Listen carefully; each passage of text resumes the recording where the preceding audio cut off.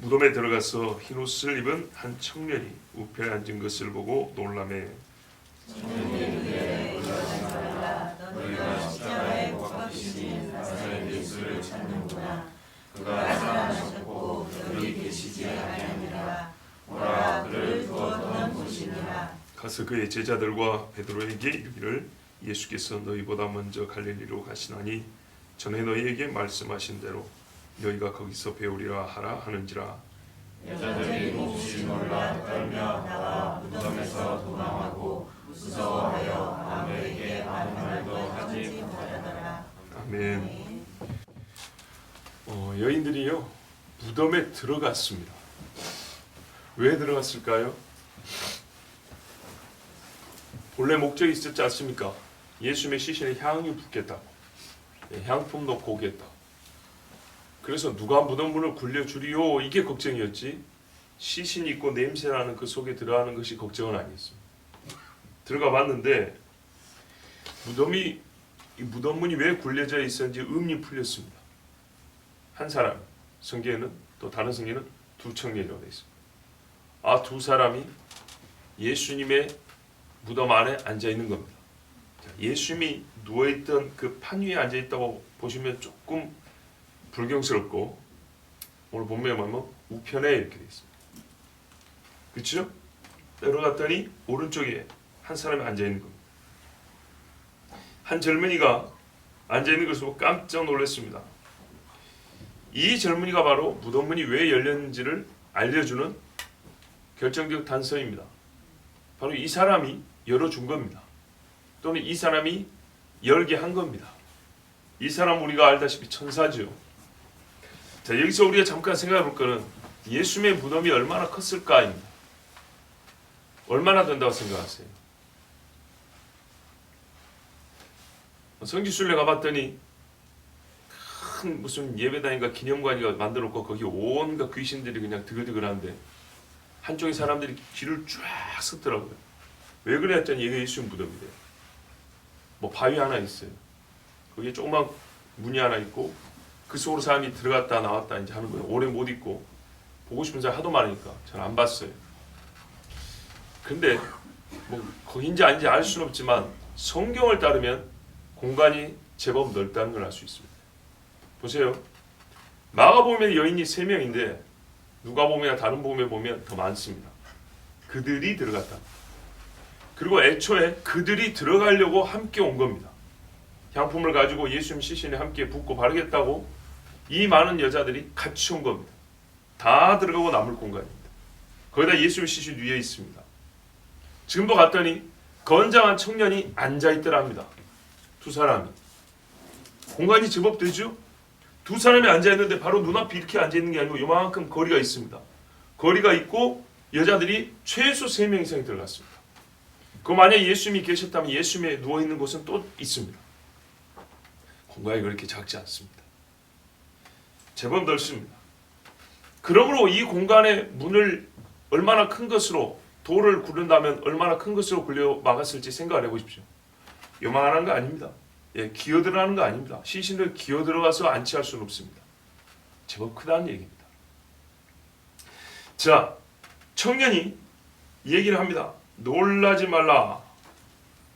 두려워하지 말라는 얘기입니다. 놀라지 말라, 두려워하지 말라. 왜 그러죠? 무덤 안에 한 사람이 있다는 건 또 놀랍지만 더 놀라운 건 시신이 없다는 겁니다. 말은 없지만은 이게 훨씬 더 중요한 사실이죠. 시신이 없다. 그래서 천사 하는 말이 너희가 십자가에 죽었던 나사렛 예수를 찾는구나.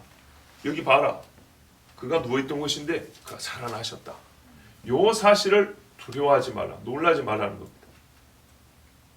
사실은 이 일은 두려워할 일이 아니고 기뻐 뛸 일이죠. 그런데 왜 기뻐하라 하지 않았을까요? 천사가 말이죠. 동정녀 마리아에서 예수님이 처음 이 땅에 오셨을 때, 나셨을 때 양치던 목자들이 가서는 한밤중에 환한 빛을 이렇게 두려우니까 거기서 두려워 말라 하지만 예수님에 관해서는 오늘 너에게 복된 소식, 기쁜 소식 이렇게 얘기했어요. 기뻐할 일이었어요. 근데 지금은 예수님이 분명히 부활한다는 얘기를 미리 했기 때문에 무덤이 비어있는 것을 보면 자연스럽게 기뻐야 되는데 사람들의 마음에 두려움이 먼저 생겼어. 두려워하지 마라 그랬어. 참 우리가요, 기뻐 뛸 일하고 두려워할 일, 슬퍼할 일, 이 분간하는 게 쉬운 것 같은데 잘 안 됩니다. 왜 잘 안 되냐? 지각이 없어서이기도 하지만 믿음이 없어서입니다. 예, 기뻐할 일이라는 믿음, 슬퍼할 일이라는 믿음, 희한하게 우리 모든 감정 상태에는 이 믿음이 항상 결부되어 있는 걸 알 수가 있습니다. 남녀 간에 결혼할 때도 순전히 감정, 사랑으로만 되는 것 같죠. 연애 감정 많고. 아닙니다. 믿을만 하냐? 이게 항상 마지막에 검토되는 하나의 이 조건입니다. 저 여자, 저 남자 내가 살만하냐? 연애하는 거하고 사는 거하고 다릅니다. 살만하냐? 이게 항상 검토 마지막 조건인 것처럼 우리의 매사에 보면 이 믿음이라는 게 항상 결부되어 있습니다. 너희가 십자가에 못 박히신 예수를 찾는구나. 찾는 사람은 확실히 맞아요. 그런데 이 뒤에 보면 그가 살아나셨고, 그럼 천사가 십자가에 못 박히신 예수를 찾는구나, 이 말을 왜 했을까요? 나무라려고 한 것 같은 느낌이 조금 들죠. 왜? 그가 살아나셨다 했기 때문에. 나무라려 그런 게 아닙니다. 왜 이 여인들이 여기서 처음으로 예수 부활의 소식을 듣는지를 알게 해주는 겁니다. 십자가에 있었던 여자들하고 분명히 그랬습니다. 장례식에 참석했던 여자들하고 그랬습니다. 그 사람이 똑같이 향유를 들고 예수님께 왔단 말이에요. 먼저 주께 나온 자들에게 주님이 먼저 상급을 줍니다. 주님을 사랑하며 더 큰 자에게 주께서 먼저 인정을 해줍니다. 향유 부은 여인에게 복음이 증거되는 곳마다 이 여인의 행한 일을 기념하라 말씀하셨죠. 똑같은 겁니다. 이 여자들이 예수님 만나러 온 겁니다. 예수님 만나러 오지 않았으면 가르쳐주지 않습니다. 여러분, 부활 소식은요, 무덤에서도 가르쳐줄 수 있지만 방에서도 가르쳐줄 수 있기에 예수님이 방에서 나타내 보이셨습니다. 그런데 왜 여기서 이 시각, 여기서 부활 소식을 알려줍니까? 이 여인들이 이 시각에 여기 나왔기 때문입니다. 분명한 사실입니다. 왜 베들레헴의 목자들에게 천사들이 갔습니까? 거기서 양을 치던 우리가 알기로는 레갑의 족속들이었기 때문에 가르쳐 준 겁니다. 자, 보십시오.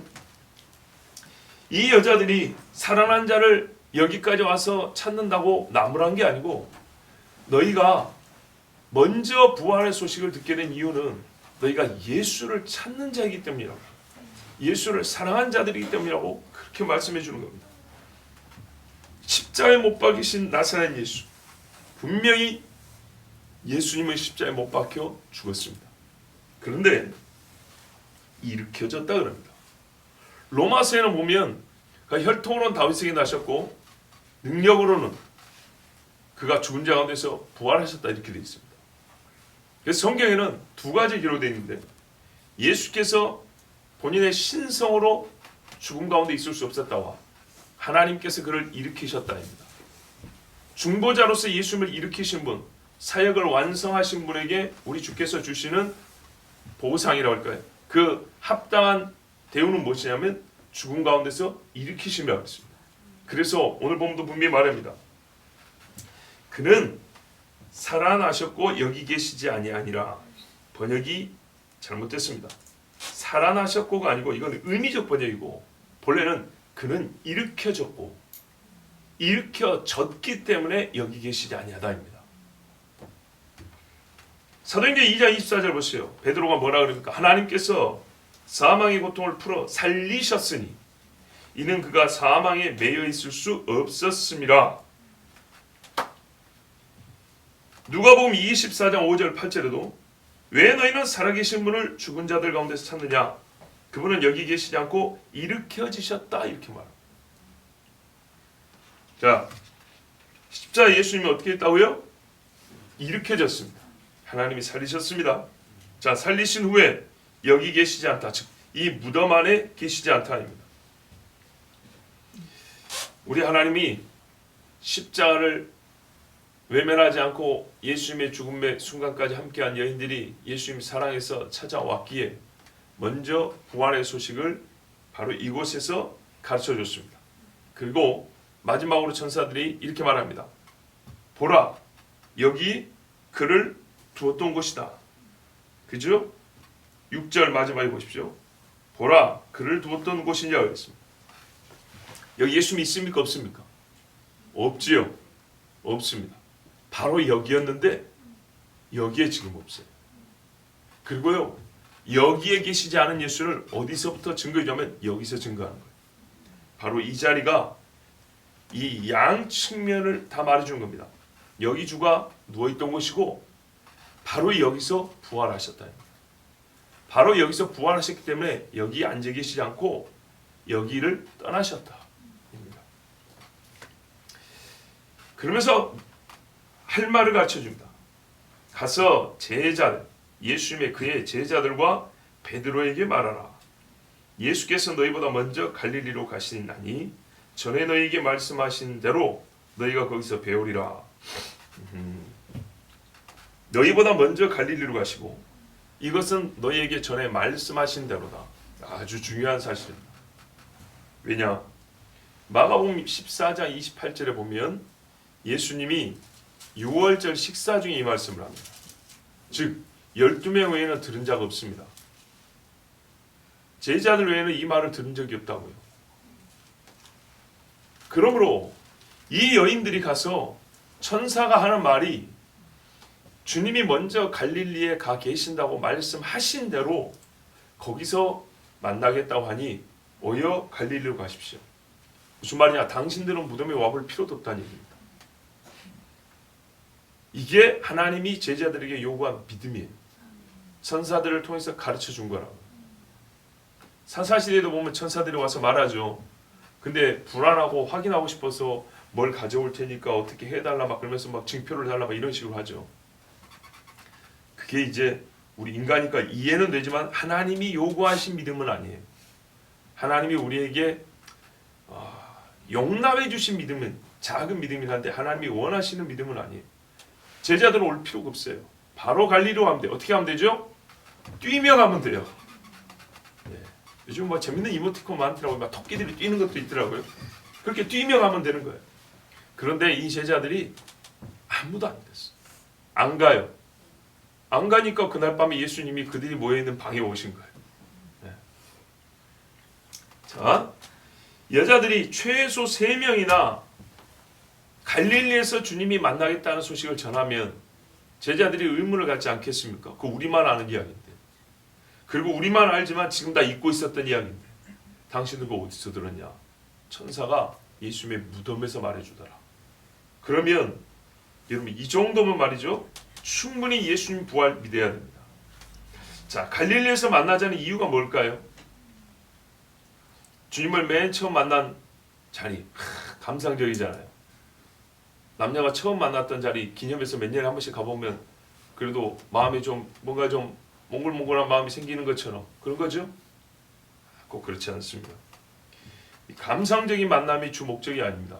그게 아니고 예수님이 전에 갈릴리에서 가르치셨어요. 그리고 지금 부활한 주님입니다. 자, 죽으시기 전 가르침과 부활한 후의 가르침의 연속성, 그리고 말씀을 현재 지금 절망하고 이 예수 죽인 자들이 드글드글한 예루살렘보다는 예수님이 제자들을 만나서 40일 동안 가르치기에 제일 적합한 장소는 갈릴리입니다. 이게 한마디로 말해서 우리 인간의 본성을 아시는 하나님께서 우리에게 부활한 주님을 만나서 부활한 주님으로부터 배우기에 가장 적합한 종합평가 1위가 갈릴리입니다. 갈릴리로 가자 했습니다. 그런데 특이한 게 있죠. 제자들과 베드로에게 전하라. 베드로를 왜 따로 언급했을까요? 그렇습니다. 바로 그겁니다. 베드로는요, 공식적으로 제자들 중에 대표다, 반장이다, 수석이다 이런 칭호 받은 적이 없습니다. 그런 지위에 공식적으로 앉은 적이 없습니다. 준 적도 없습니다. 그건 우리가 그냥 베드로의 행적을 보고 그럴만하다고 인정을 해주는 겁니다. 왜 베드로 언급하냐? 베드로와 예수님 부인했잖아요.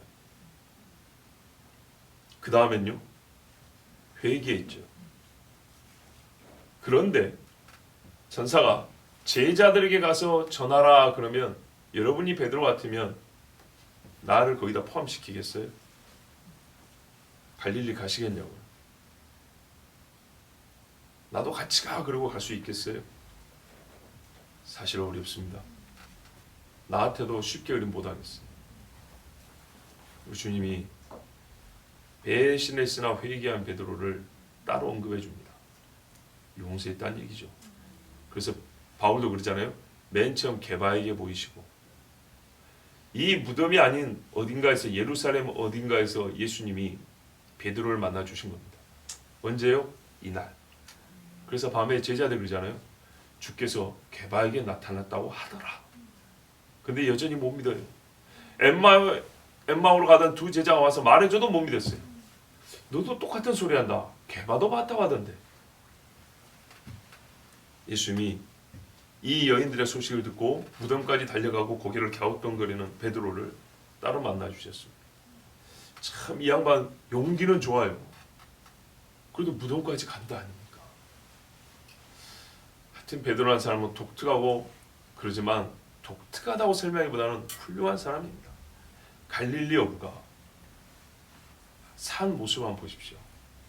그 열심과 그 수고는 하여튼 칭찬받을 만합니다. 그래서 예수님이 베드로를 따로 언급하게 천사들에게 분부하셨습니다. 여인들이 오면 말해줘라 라고 시킨 겁니다. 천사는 자기 말, 자기 생각대로 절대 하지 않습니다. 시킨 것만 합니다. 그리고 기쁨으로 하죠.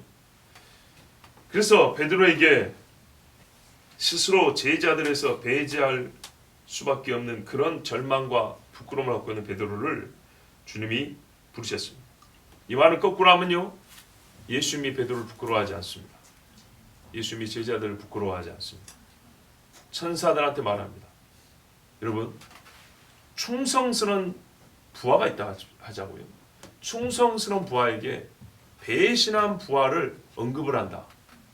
이건 충성스러운 부하에게 미안해서라도 말하기가 좀 곤란한 이야기 아닙니까? 그렇죠. 근데 예수님은 천사들에게 말합니다. 베드로, 그를 잊지 못하게 하라.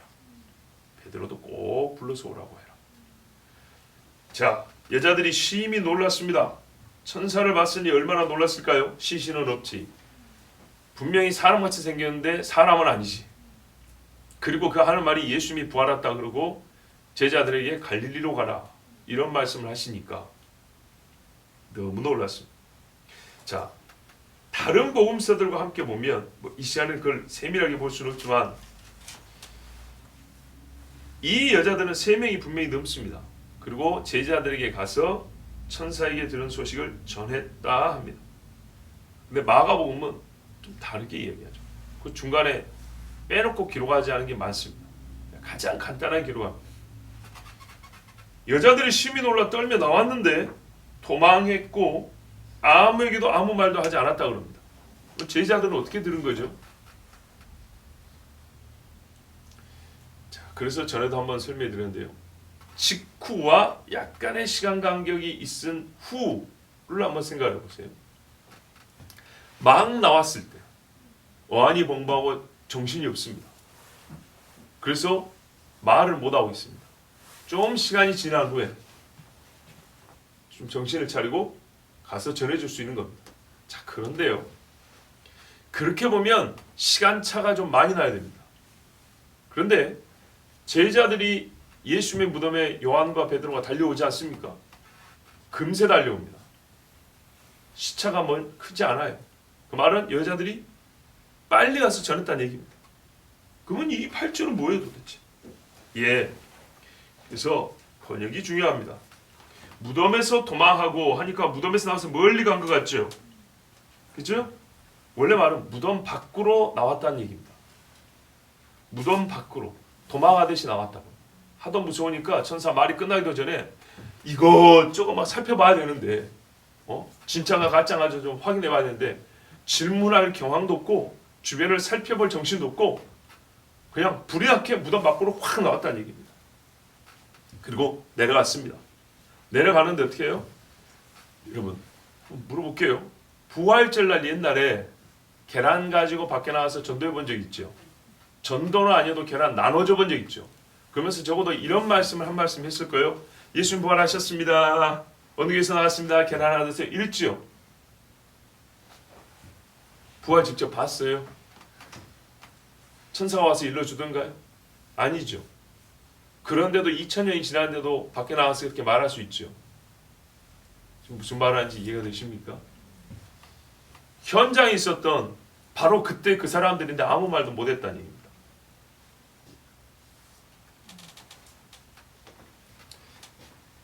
자, 그러니까 부활이라는 건 원래요 기쁜 소식이에요. 아주 기뻐서 시간차가 2000년이 지났는데도 불구하고 본 적도 없고 무덤에 가본 적도 없는 우리가, 천사한테 직접 들은 적도 없는 우리도 계란이라도 하나 삶아가지고, 이 계란이 좋은 건 아닙니다만 하여튼 그거라도 갖고 가서 예수님 부활했어요 라고 했어요 라고 한마디라도 해야 되는 게 원래 부활입니다. 근데 이 여자들이 아무 말도 못했대요. 무슨 말입니까? 부활이 안 믿겨졌다는 얘기입니다. 최고의 기쁨의 소식을 어떻게 해야 되냐면 뛰어가면서 예수님 부활했어요 이러고 가야 되는 겁니다. 그렇잖아요. 다윗이 예루살렘으로 돌아올 때 사람들이 노래 부른 것처럼, 법궤가 들어올 때 춤을 춘 것처럼, 예수님이 어린 나귀 새끼 타고 예루살렘 들어올 때 호산나 다윗의 소리를 그렇게 춤을 춘 것 이상으로 죽은 자 가운데서 부활했으면 온 동네가 떠들썩하게 사람들 잠자다가 다 깰 정도로 여인들이 소리를 크게 지르면서 예수님 부활했다고, 나사렛 예수가 부활했다 하고 나와져 있죠. 그런데 그리 못했답니다. 왜죠? 천사를 본 게 무서워서 그렇습니까? 아닙니다. 성경에 보시면 천사를 보고 사람들이 다 벙어리했다는 얘기 없습니다. 천사를 본 경험 때문에 믿음도 좋아지고, 천사를 본 경험 때문에 하나님의 말씀 확인도 됩니다. 근본적인 이유는 그게 아닙니다. 믿음이 없었기 때문입니다. 왜 향품을 들고 왔습니까? 살아있으나 죽었다는 믿음을 가지고 한 겁니다. 안 살아났다는 믿음을 가지고 한 겁니다. 이게 제일 큰 문제입니다. 즉 천사가 전해준 소식이 이 여인들의 마음에서 믿음을 아직 불러일으키지 못했다는 겁니다. 뭐 천사의 복음이 변질되고 더러워서요? 부족해서요? 아니요.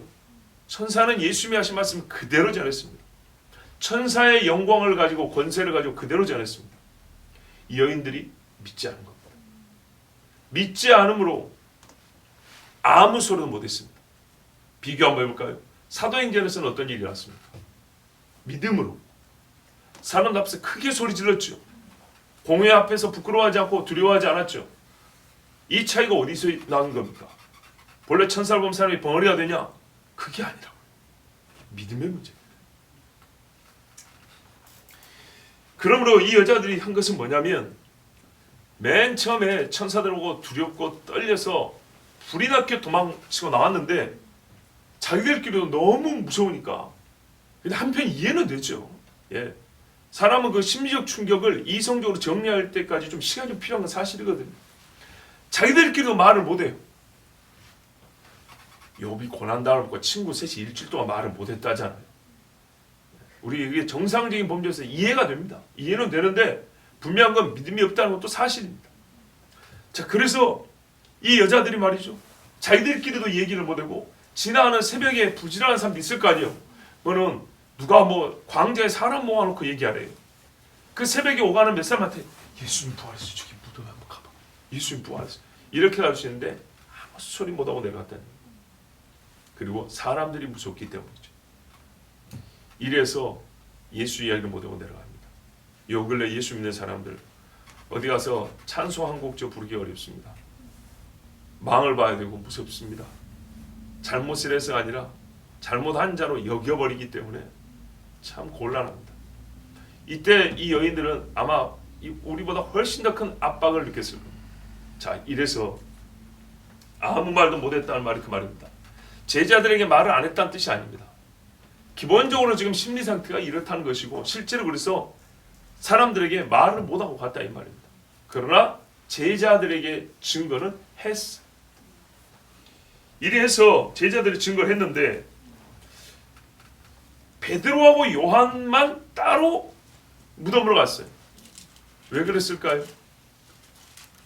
마가복음의 기록이 좀 짧게 돼 있어서 제가 몇 가지만 다른 복음서 이야기를 좀 함께 전합니다. 베드로와 요한은 따로 간 것이 여러 제자들과 함께 있다가 열심히 특심해서 간 게 아니고 이 둘이 따로 있었습니다. 그래서 성경에 보면 뭐라 되냐면 막달라 마리아가 베드로와 요한에게 갔다고 돼 있습니다. 그러면은 이때 바로 그것이죠. 베드로가 다른 제자들과 따로 있었기 때문에 예수님이 베드로를 만나셨고 제자들이 나중에 베드로를 본 다음에 예수님이 나에게 오셨다고 같이 있지 않았기 때문에 이게 말이 되는 거죠. 예, 베드로는 따로 있었어요.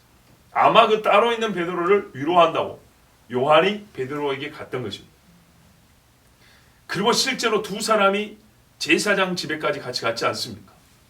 그러므로 요한이 형님 좀 위로하고 격려한다고 둘이 같이 있었는데 막달라 마리아는 그곳을 알기 때문에 거기로 가고 다른 여자들은 다른 제자들이 모여있는 곳으로 가고 이렇게 된 거예요. 그래서 베드로와 요한에게 갔다고 성경 분명히 그렇게 되어 있습니다. 막달라 마리아는 제자들이 아니고 막달라 마리아는 베드로와 주의 사랑하시는 제자에게 가서 이렇게 되어 있습니다. 거기 가서 말을 했습니다. 그랬더니 이 두 제자가 뛰어나온 겁니다. 그리고 막달라 마리아 다시 또 따라왔죠. 다른 제자들은요. 성경에 말해서 믿지 아니하더라 이렇게 되어 있습니다. 믿지 아니하고 여인들은 겁이 났기 때문에 그 소식 전해주고 이제 간 거죠. 다른 데로. 자, 순서가 그렇게 됩니다. 그리고 요한과 베드로가 무덤에 와서 들어가서 보고 이상하다 이러고 간 후에 마리아는 거기서 계속 엎드려 울고 있었죠. 그런데 울고 있으니까 앞에 천사들이 또 나타났어요. 성경 보면 그렇게 되어 있습니다. 그리고 뒤에 주께서 서셨다 이렇게 되어 있습니다. 그럼 여기서 분명한 한 가지 사실이 밝혀졌네요. 제자들이 시신 도둑질 안 했구만요. 그렇죠? 여인들이 와서 볼 때까지 제자들이 온 적도 없고 와서 믿은 적도 없고 살짝 보고 왔으니 제자들이 도둑질했다 소리는 가당치 않은 얘기가 됩니다. 자, 여러분 오늘 이 말씀 다시 한번 정리해 보겠습니다. 천사들은 예수님 부활을 전했습니다. 명령을 받았습니다. 그리고 여기 남겨졌습니다. 여인들은 이 사실을 증언하라고 사명을 받고 보냄을 받았습니다. 천사는 자기가 직접 예수님이 놓여진 무덤의 문을 열었으나 여인들은 예수님이 살아나신 장면을 보지 못했습니다. 주를 직접 보지 못했습니다. 그러나 증언해야 하는 사명을 받았습니다. 이 무덤 안에 있는 두 천사와 그들이 한 말이 예수님 부활의 증거로 충분했기 때문에 예수님이 이 여인들에게 나타나지 않으셨고 다른 증거는 주지 않으셨습니다. 보십시오. 천지창조의 증거를 줘야지 각 세대들마다 프레젠테이션 할까요? 그게 아닙니다. 바다를 보고 하늘을 보고 공중의 새를 보고 네 몸뚱아리를 봐라. 충분합니다. 두 천사가 있고 무덤이 비어있고 천사들이 하는 말로써 충분합니다. 그리고 누가복음에 보면 객혀있는 걸 봤다고 되어 있습니다. 세마포 객혀있는 걸 봤다고. 충분합니다.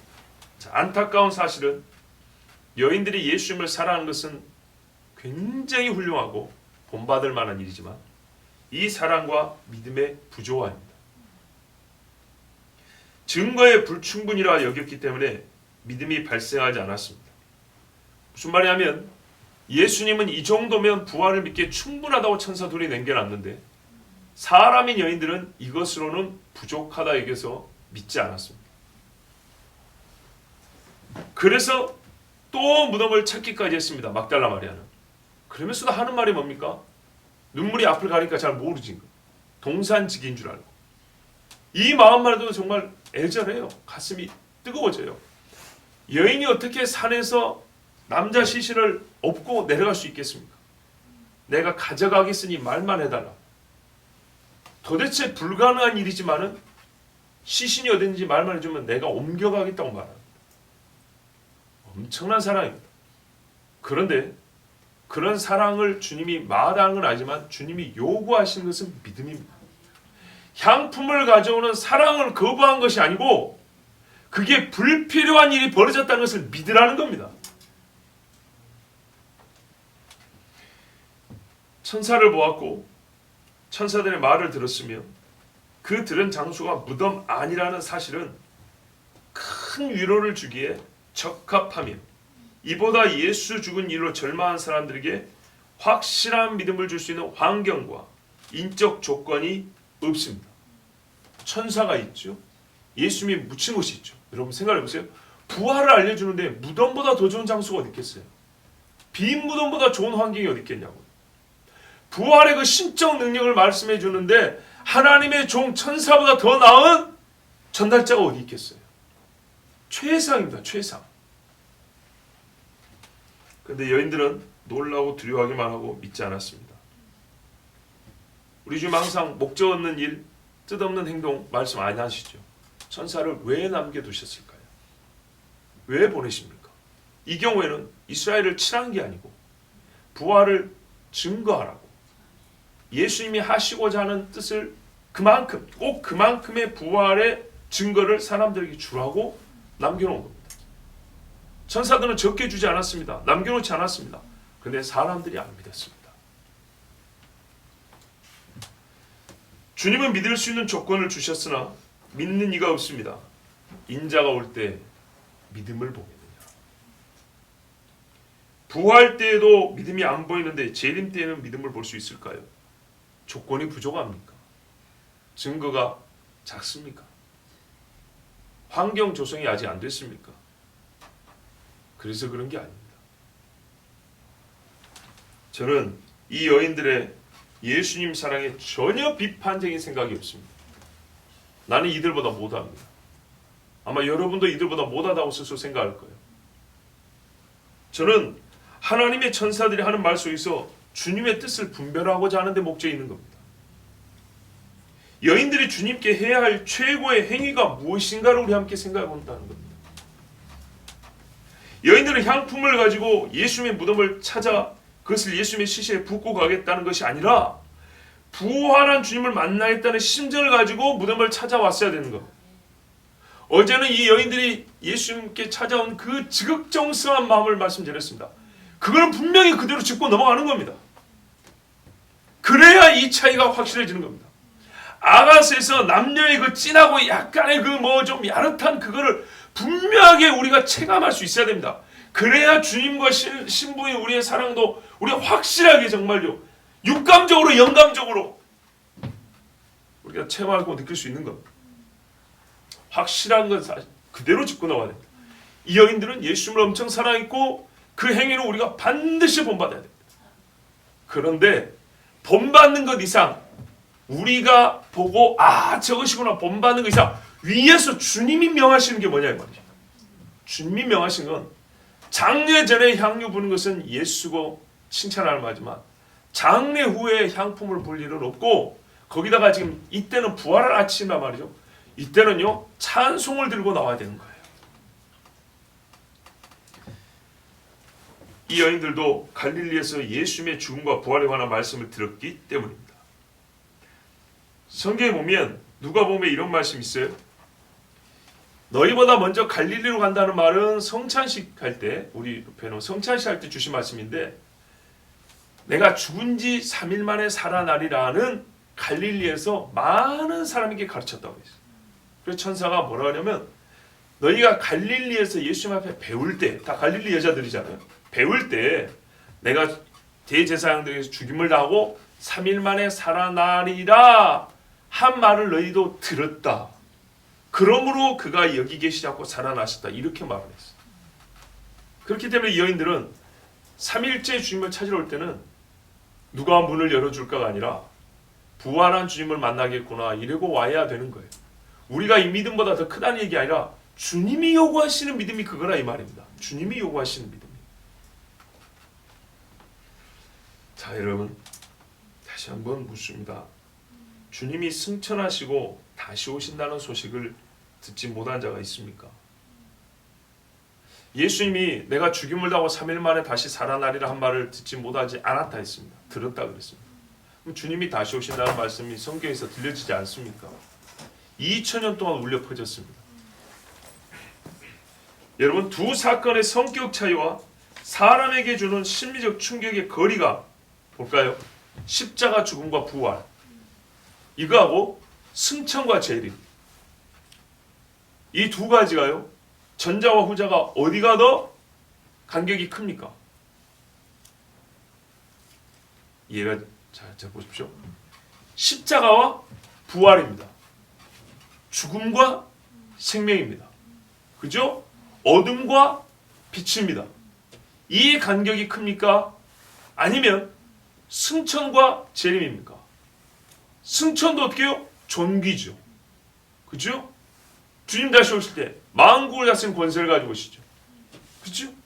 승천도 주께서 영광을 받으신 이죠. 다시 올 때는 그 광채로 온 땅에 어둠이 없죠. 그렇죠? 이 일의 성격을 보세요. 어디가 더 큰 차이를 보이고 있냐고요. 십자가와 부활이 훨씬 더 큰 차이를 갖고 있습니다. 승천과 재림은 성격상 가깝습니다. 그죠? 시간차가 멀 뿐입니다. 여기는 3일 차이도 안 나는데 여기는 수천 년 차이 나니까 시간차가 멀 뿐이지만 이 일의 성격은요, 이 승천과 부활이 거의 한 사건처럼 여겨집니다. 왜? 죽은 대로 부활하지 않지만 가신 대로 다시 오신다 했잖아요. 그런데 지극히 참혹하고 잔인하게 죽임을 당한 그 시체, 그 시신이 살아났다는 것은 믿겠다는데 구름 타고 영광 중에 올라가신 주가 다시 오신다는 건 왜 못 믿겠다는 난 이해가 안 돼요. 그래서 엄밀히 말하면 우린 부활 잘 못 믿는다 했잖아요. 진짜 사람 죽은 거 아마 보셨을 거예요. 참혹하게 죽은 거 보셨을 거예요. 저도 들어봤는데 내 눈앞에서 죽는 것도 봤어요. 서울 살다 보니까. 바다에서 빠지고 있는 거 봤어요. 네, 여러분, 시신은 지난 여름에 저희 집안에 이모님이 산사태로 압사되어 돌아가셨잖아요. 시신이요, 진짜 참혹하기 그지없어요. 사람을 알아볼 수 없고 온몸이 새파랗게 피멍으로 정말 알아볼 수, 완전 딴 사람처럼. 흙더미에 머리카락이라는 일이 뭐 말로 표현하기 어려워요. 그게 살아난다고요? 예수님의 시신이 이보다 못했을까요? 이 사람이 살아난다고? 나 못 믿어요. 그 부활을 진짜로 믿으면 진짜 예수 믿는 거예요. 예수 믿으면 그 부활을 진짜로 믿는 거예요. 여러분, 부활을 진짜로 믿으니까 예배하는 거고, 부활주일에 우리가 계란 나눠주고 부활의 분위기 살리면 안 된다니까요. 예? 진짜로 죽은 자가 살았다는 걸 믿는 사람이 예수를 믿는다고 하는 거예요. 예? 내가 봤는데 그 예수가 살아난다고? 못 믿어 나는. 왜 예수님 제자 못 믿었다고 내가 누차 말해줘. 나 봤거든. 어떻게 죽는지 봤단 말이야. 그런 시지 어떻게 살아나냐고. 택도 없는 소리 하지 마. 근데 그런 시신이 살아나는 걸 믿는 것이 바로 믿음이라는 거예요. 그 죽은 이가 사는 걸 믿기 때문에 나는 예수 믿는다고 말하는 거예요. 그런데 진짜 이제 그 다음에 이해가 안 되는 거예요. 그렇게 살아난 예수를 믿겠다는데 영광 중에 올라간 예수가 영광 중에 온다는 것은 또 못 믿겠다는 거예요. 여러분, 놀랍게도, 정말 놀랍게도 제 말이 틀리면 제 뺨을 치세요. 성경에 기록된 믿음의 사람들 중에, 부활을 믿는 믿음의 사람 중에 예수님의 다시 오심을 믿지 않았다는 사람이 있으면, 한 사람이라도 있으면 데리고 와보세요.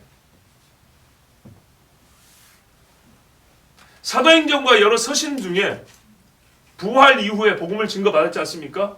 사도 바울과 베드로 와서 부활 이야기를 했어요. 그래서 나는 부활의 주님을 믿는다고 고백한 사람 중에, 근데 나는 예수 재림은 못 믿겠다. 근데 그 사람도 성경에서 그리스도인을 하더라. 제자들이 칭찬하는 믿음의 사람이라 하더라. 있으면 데려와 보세요. 우리 성경대로 하자고요. 예수님을 향한 사랑과 교회를 향한 열정을 나무라는 것이 아니요, 예수님이 천사를 통해 여인들을 요구한 믿음이 뭐냐 그 말이에요.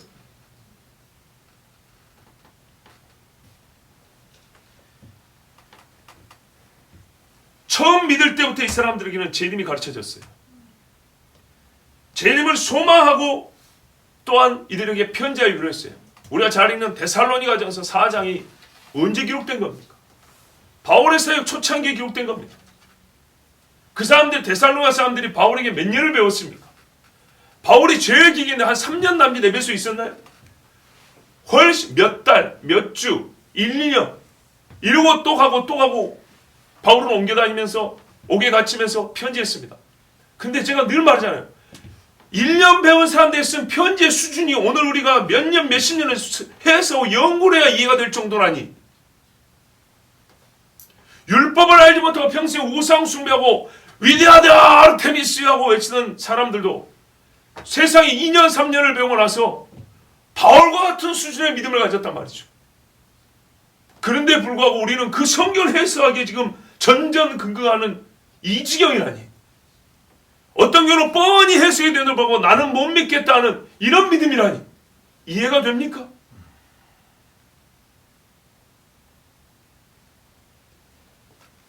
누가 누구에게 언제 기록한 말씀인지를 한번 생각해 보세요. 바울이 2000년 전에 불과 몇 주 말씀 들은 사람들에게 쓴 편지들이에요. 불과 몇 달 말씀 들은 자들에게 쓴 편지라고요. 몇 달 말씀을 듣고 교회가 세웠는데 그들 중에 믿음의 지도자가 생기고 지도자와 기도자들 생기고 섬기는 사람들이 생겼어요. 그들 중에 다음에 와서 보니까는 바울이 데리고 사역을 함께 할 정도로 믿음이 잘한 자들도 있었어요. 대표적으로 디모데를 보세요. 루스드라의 디모데가 1차 성경 때 왔는데 불과 한 2년인가 3년 있다 와보니까 얘가 쑥 커 있잖아요. 그러면 그동안에 뭘 했냐 했더니 디모데가 여기저기 갈라디아 지방을 다니면서 바울처럼 복음을 전했다는 거예요. 이상한 사람들이 오는데 그것을 되받아치고 복음을 변증했다는 거예요. 디모데 같은 조그만 어린애가 말이죠. 놀랍지 않습니까? 이게 성경이 우리에게 가르쳐 주시는 믿음이에요. 우리가 생각하는 우리 수준의 믿음이 아니고요. 성경이 요구하는 믿어야 내용과 믿음의 정도인 겁니다. 이에 미치지 못하는 우리는 스스로 부끄러워야 되는 거예요. 부활의 소식이 비록 무덤 안에서 들려졌으나 제 말이 보통의 문법과는 좀 다릅니다. 잘 듣고 이해해 주십시오. 부활의 소식이 비록 무덤 안에서 들려졌으나 부활의 소식은 무덤 안에서 들려져야 했고 재림의 소식이 불신의 시대에 들려지고 있으나 재림의 소식이야말로 믿음 없는 세대에 들려져야 합니다. 여러분 믿음 없는 세대에 뭘 외쳐야 될까 한번 생각해 보세요. 이 깜깜하고 예수 죽인 사람들이 가득한 땅에다가 뭘 전해야 되죠? 예수가 살아났다고 외쳐야 되지 않겠습니까? 그렇죠? 예수 죽인 자들에게 외칠 소리는 예수가 살아났다 해야 되는 거예요. 예수님이 온다고 믿지 않는 세대에게 외쳐야 될 소리는 예수가 온다는 소식인 거예요. 예수가 올지도 몰라. 온다고 했는데 안 온대. 예수가 오면 어떻게 하고 안 오면 어떻게 할 거니? 이런 식의 말이 아니에요. 이런 식의 믿음은 우리 주님이 천사들에게 전하라고 준 명령한 내용이 아니었어요. 분명히 내가 전에 한 말을 그대로 전하라고 했어요. 여인들 너희는 제자들이 와서 그대로 전하라고 했어요. 그리고 제자들 어떻게 해죠? 예수님이 하신 말씀을 그대로 전환받았죠? 근데 이 사람들은 전에 제일 많이 들은 사람들이었어요. 그래서 너희들은 어떻게 해요? 다시 가서 세상에 전하라고 그랬어요.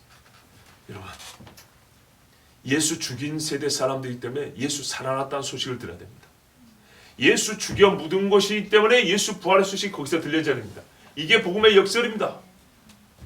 예수를 제일 안 믿고 예수님께 제일 영광을 돌린 것 같으나 실제로는 부활에 대한 믿음이 약하기 때문에 교회에서 부활의 소식은 계속 들려져야 된다고 고혹하는 목사님이 예전에 설교했어요. 복음을 많이 들은 교회일수록 복음이 약해진 것을 본다고 한탄하면서 설교했어요. 생전에. 예수 재림의 믿음이 없는 세대이기 때문에 항상 이 세대가 되어줄 수 있는 뭐냐? 예수님 다시 오신다는 소식이에요. 이게 복된 소식입니다. 떨고 있는 사람들에게, 세상의 어둠 속에 두려워하는 사람들에게 제일 복된 소식, 잠자는 자들에 관해서 너희가 걱정할 것이 없으니 주께서 하나님의 나팔과 천사장의 호령소리와 함께 오실 때 그들을 먼저 살려 끌어올리고 너희 남아있는 자들을 끌어올 공주에서 주를 영접하게 하시리라. 그러므로 이 말로 너희가 서로 너희끼리 위로하라 그랬다고요. 이 어두운 세상에 이보다 위로가 되는 소식이 없답니다. 할렐루야. 나는 사실을 믿어요. 그걸 실제로 경험합니다. 그런데 우리가 위로하기를 원하면서 하나님이 가르쳐주는 위로의 말이 없어요. 요즘에 살기 힘들지. 필요한 인사말입니다. 요즘에 먹고 살기 힘든데 내가 뭐 도와줄 거 없을까? 필요한 이야기입니다. 보세요. 우리 주님의 몸에 향유 좀 부으면 어떨까? 필요한 이야기입니다. 그러나 주님이 요구하시는 것은 아니라는 거예요. 주님이 원하시는 것은 그보다 큰 거라는 겁니다. 예수를 위하여 식탁을 마련한 집 예수님이 나무라지 않았어요. 거절하지 않으셨어요. 그러나 그 식탁보다 더 중요한 것은 장례를 위하여 힘써 미리 준비하여 향유를 부은 여인, 그녀는 예수님이 칭찬하셨어요. 주님이 우리에게 칭찬하는 믿음이 있습니다. 아무도 믿지 않을 때 주님 다시 오시면 믿어라. 무덤을 찾긴 했으나 아무도 믿지 않는데 너는 예수의 부활을 믿어라. 이것이 주님의 말씀입니다. 천사는 분부를 받아 명령을 받아 무덤에 머물러 있었고 여인들은 사명을 받고 무덤 밖으로 보냄을 받았습니다. 보냄받은 자들, 저와 여러분, 그러므로 우리에게 필요한 것은 믿음입니다. 듣고 본 바에 대한 믿음입니다. 이 소식이 울며 전할 소식입니까? 웃고 뛰며 전할 소식입니까? 예수 오심이 두려워하며 근심하며 들어야 될 소식입니까? 반가워하며 즐거워하며 들어야 될 소식입니까? 주의 말씀을 들으시기 바랍니다. 기도하겠습니다.